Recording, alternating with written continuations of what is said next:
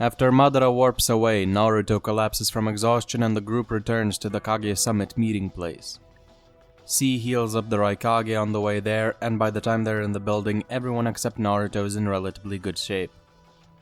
C offers to heal Naruto as well, and Kakashi gratefully accepts the offer. Once Naruto is conscious again, Kakashi asks him about the Nine-Tails chakra that had leaked out of him and that new form he accessed at the end of the fight. Me and the Nine-Tails had a chat and he decided to help me genuinely this time. Seems we're on good terms now. Hey, Naruto, don't call me that. I have a name, you know. Besides, I wouldn't say we're on good terms at the moment. The seal is broken. I can break free from your body whenever I want to. So be careful with what you do or say to me from now on. The Bijou grins menacingly. Oh, stop the act. I thought we were over this already. What's your name? Age has made you cocky, I see. The conversation happens in an instant in the real world, so there is no awkward pause. He says his name is Kurama. Kakashi takes the information in and nods. Good things don't happen often, so when they do, you have to appreciate them. Kakashi smiles at Naruto.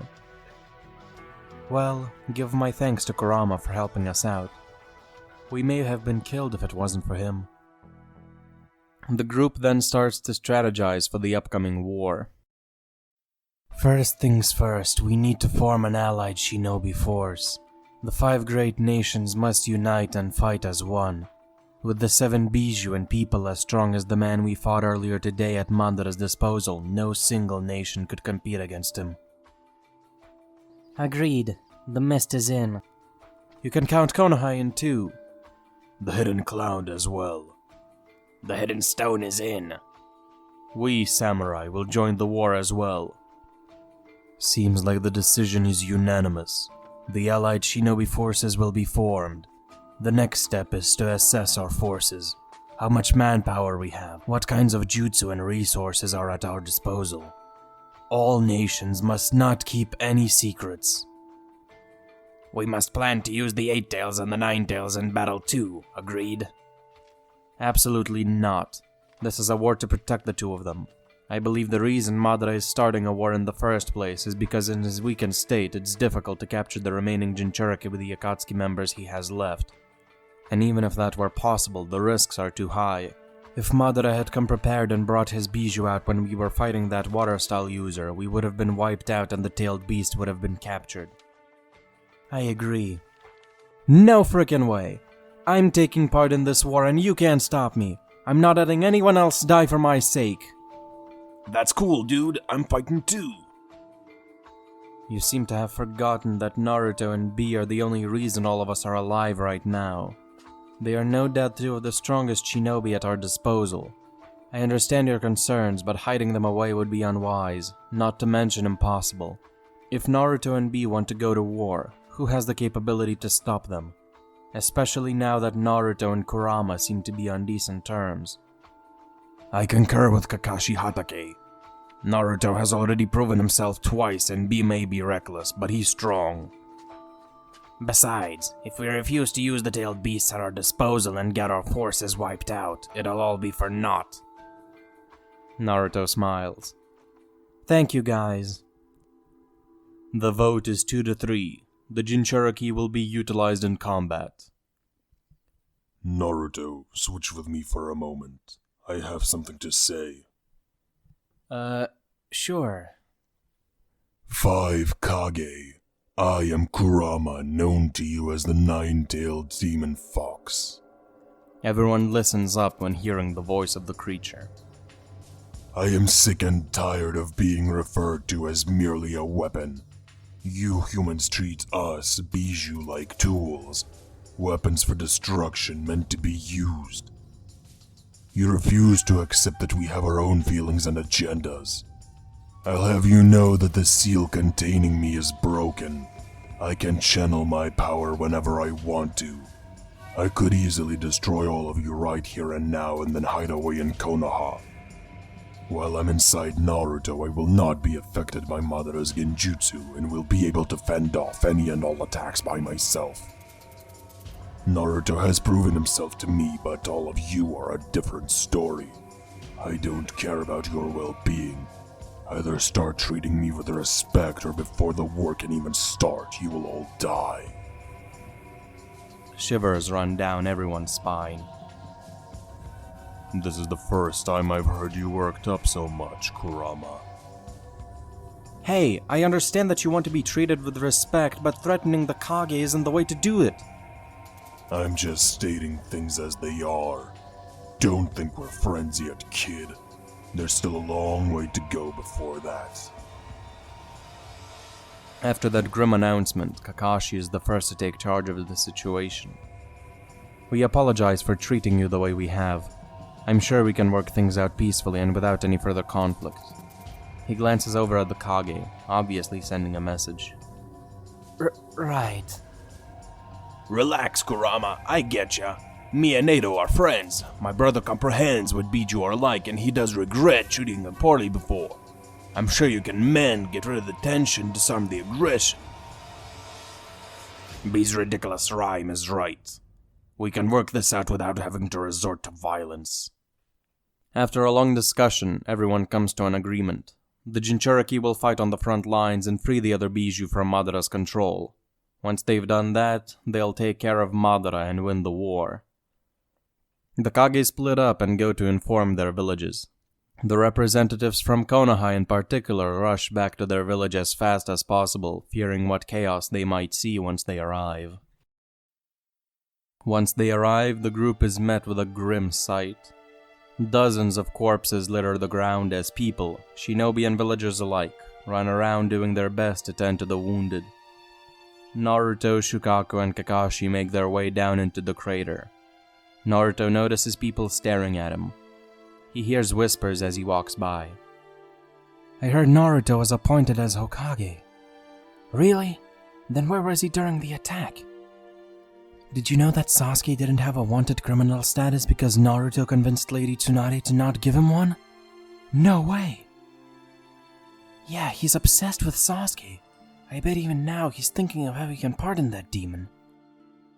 Naruto walks past a sobbing Lee sitting next to Tenten's corpse. He sees Konohamaru shouting for a medic to try to heal Ebisu, though it's clear even from afar that it's already too late for that.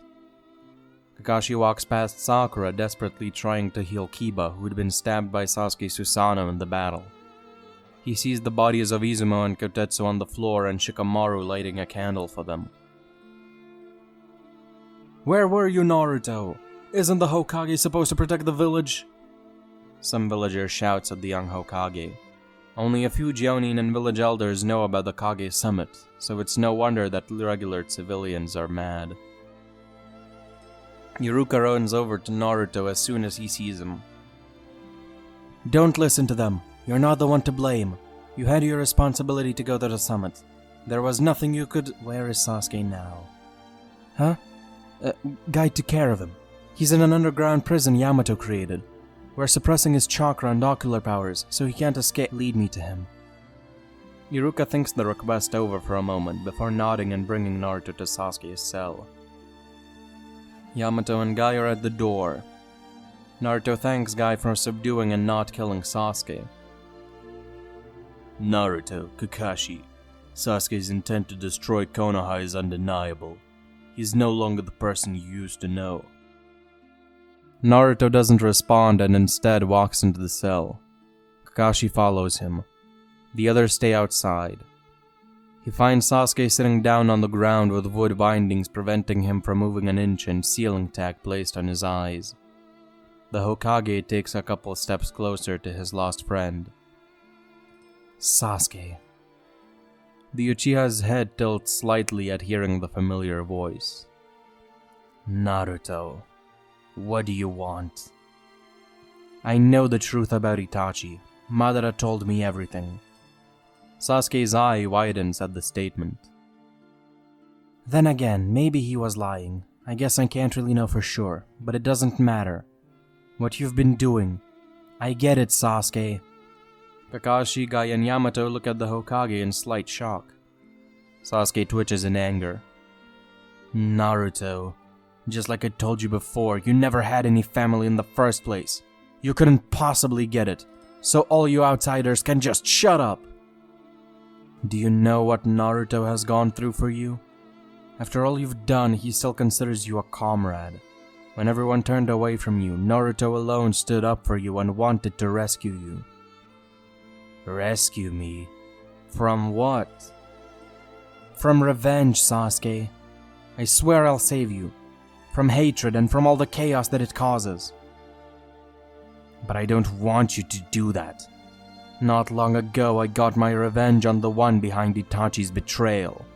I killed the man called Danzo right here, under this village. Though I guess it's not much of a village anymore. Everyone looks on in shock. Sasuke grins evilly. I've never felt like this before. I can feel the tainted Uchiha name becoming cleansed. I can feel my clan at last being freed from this rotting shinobi world. You couldn't even begin to understand it. I'll kill you and destroy every single remnant of the Leaf Village. Severing all bonds with the Leaf will be the ultimate purification, and that shall lead to the Uchiha's true restoration. How did he turn out like this? Hatred. The cycle of hatred begetting hatred. That's what created the Sasuke before us. Everyone stands quiet for a moment.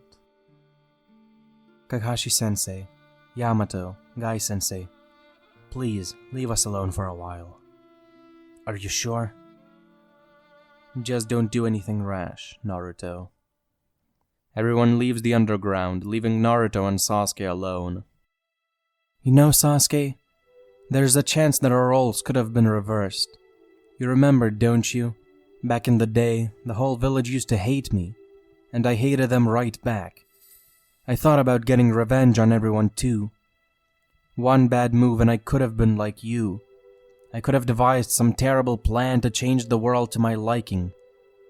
I used to think that I had no bonds with anyone either, until I met you and Iruka-sensei. I almost gave in to my despair, but you and Iruka-sensei saved me.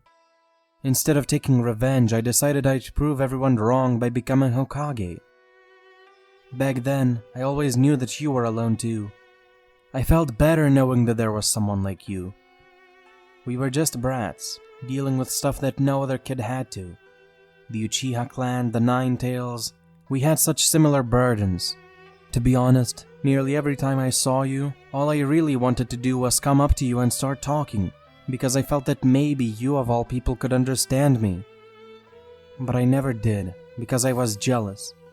You were so good at everything, so I decided that instead I'd make you my rival. And Sasuke, from that day on, you've been my goal. I wanted to be strong like you, cool like you.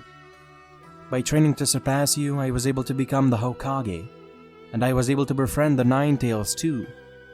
His name is Kurama, and he's really not as much of a demon as everyone thought he was. Just like the two of us, he was a victim of his own burdens, consumed with hate. But by talking it out and working together, we managed to understand each other, to bond. The implication and comparison Naruto is making between Sasuke and Kurama is clear. Naruto, no matter what you say to me, I'm not changing. I'm still going to kill every single person in the Hidden Leaf, including you.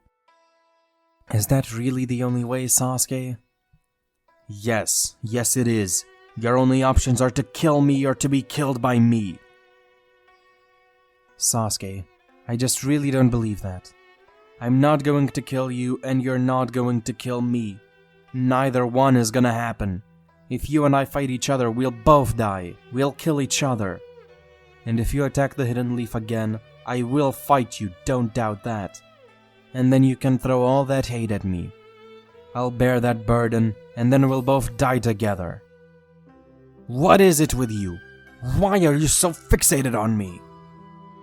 Naruto smiles, for the first time since beginning the conversation. Because you're my friend. If exchanging punches is the only way for us to understand each other, then so be it. Once we really understand each other, your hatred will go away, just like mine did when I met Iruka-sensei. I haven't given up on you. I will save you from revenge. I'll never change my mind. I'm not going to change. I don't want to understand you. I won't die. You're the one who's going to die. Fine, Sasuke. I'll fight you. And then we'll both die together. I must apologize. Things didn't go according to plan on my end. Sasuke is more unpredictable than I would have thought. You did a good job holding out for as long as you did, Kisame. Zetsu told me that you even almost captured 2 of the remaining tailed beasts all by yourself. If Sasuke hadn't betrayed us and everything went as it was supposed to, he, you, and I could have wiped out the 5 Kage and captured the remaining Bijou. We got unlucky on 2 fronts. Sasuke's betrayal and the interference of the 9 Tails. I suppose not even you can foresee every scenario, can you? No. But things aren't looking too bad for us. I've planted some white Zetsu spores on Sasuke so we know his precise location and I can teleport to him whenever I want to. While you recover, I'll go and retrieve my Rinnegan. With Zetsu cells and your vitality, we can get you back to full strength in no time as well. I even have a gift for you. If you choose to accept it, of course.